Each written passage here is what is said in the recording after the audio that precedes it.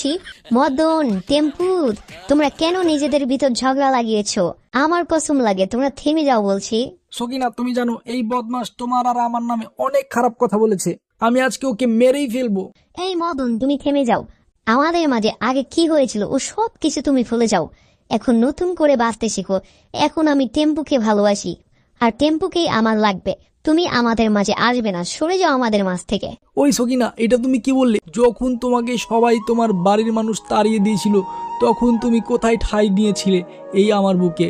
যখন তোমার কোনো সমস্যা হতো তখন তোমাকে কে বাঁচাতো? এই আমি।